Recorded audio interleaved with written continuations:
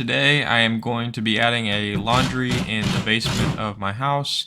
I am just going to start out by setting all my boxes, both electrical and the aux box for the drain and supply to the washer.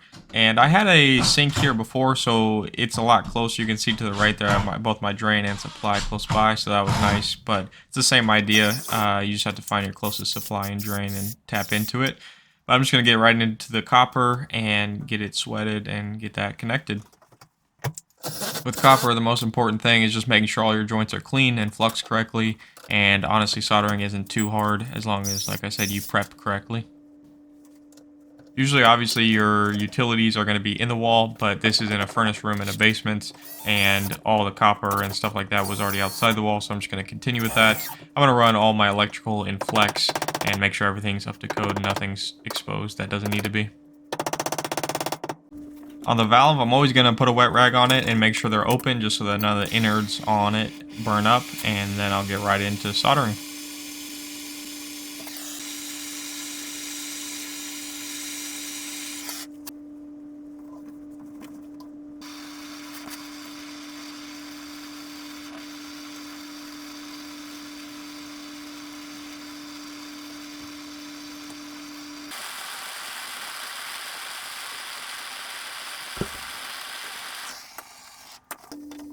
Now this is one that's going to be do as I say, not as I do.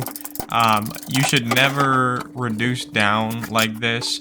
I had one day to do this. This is my house and my decision to do this. And one thing, I always like to understand why things are the way they are.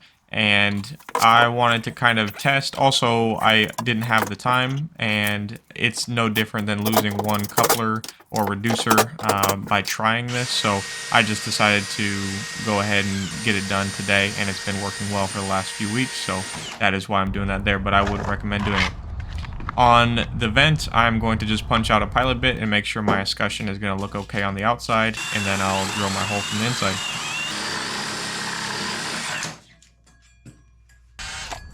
So once I bottom out on the inside, I'm going to go outside and do the same thing and just punch through it.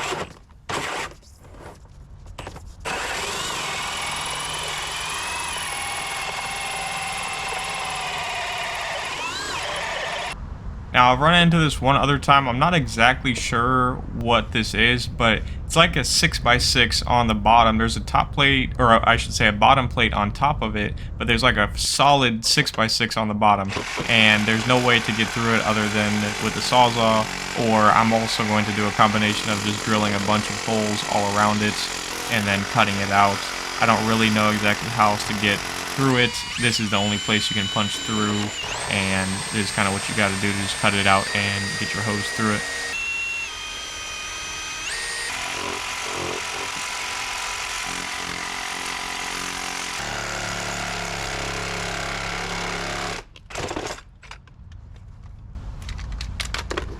So now I'm going to set my escutcheon and just make sure I like where it's at and make sure it's level and mark it out on the vinyl and get to cutting that out.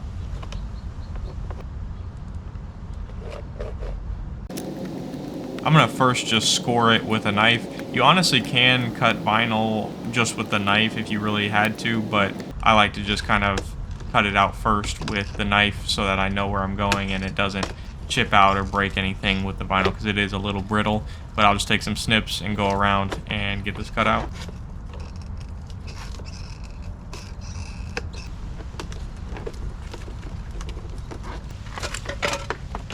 I am going to have to remove a few nails here. I'll put them back later on, but to be able to get the vent escutcheon on, I have to take these out, and I'll have to unzip it a little bit here and bring it down off of the starter that the vinyl is on. So I'll put a couple nails in. This is just a sheeting. I'm not within a stud bay here or anything behind it at the top. It just is what it is, but sheeting isn't bad to go into, so I'll do a couple there and a couple at the bottom and get it set. And again, with vinyl, you don't want anything to be tight, so I can move stuff around and adjust it slightly still before I get it completely set. Zipping this back together on the bottom row is one of the more difficult places to do it, but it is what it is. That's where I landed, so gotta get it through there. And then I was just a little bit short. I couldn't get my escutcheon quite on there, so just needed to cut out a little bit more. And there we go. I'm all done on the outside. So now coming inside, I'm gonna get to the electrical. I'm gonna first start with my flex. I'm just gonna get it piped up and get a measurement on it first, and then I'll run my wire through it. And also set my clamps now and everything so that once I have my wire pulled, I can just set it back up there and be ready to go.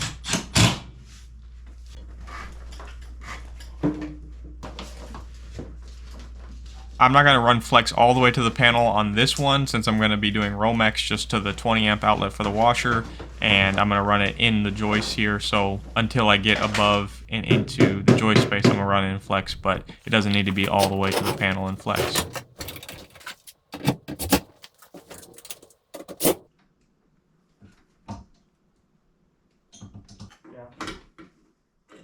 Yeah, all other things, I mean, it's never too is a good thing. On the dryer, it is electric, and I'm going to just be running some stranded. I didn't have any 10 gauge Romex, so I just went with some stranded that I already had, so I'm just going to pull that. This one is going to be flex all the way to the panel, but yeah, I'm just going to get it pulled through my flex and then run up into the joist and all the way to the panel and make the connection there. One thing I want to say here is I just would be very, very careful in a panel. There is no reason to, if you don't feel comfortable doing something like this, don't do it. Whether it's a 100 amp or 200 amp panel like this one, if you make a wrong connection or touch something or anything like that, there's definitely a chance of dying, like literally. So it's not something I play around with. I don't listen to any music when I'm doing this. I am just solely focused on what my hands are doing in the panel. So that's just something I wanted to say. It's not really worth it. If you don't feel comfortable, don't do it. But yeah, so I'll get the connection made at the outlet and get it all wired up.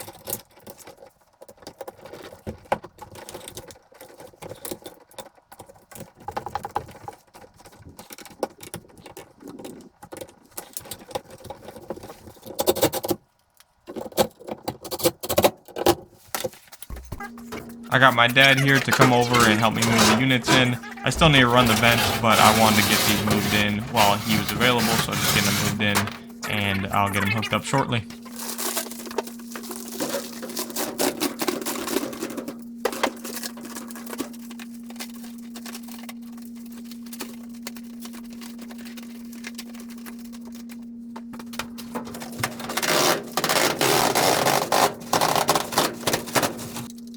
I like to foam around this here just to make sure it's a little more airtight. There's not a whole lot else you can do for insulation on something like this, so I just foam around it and call that good.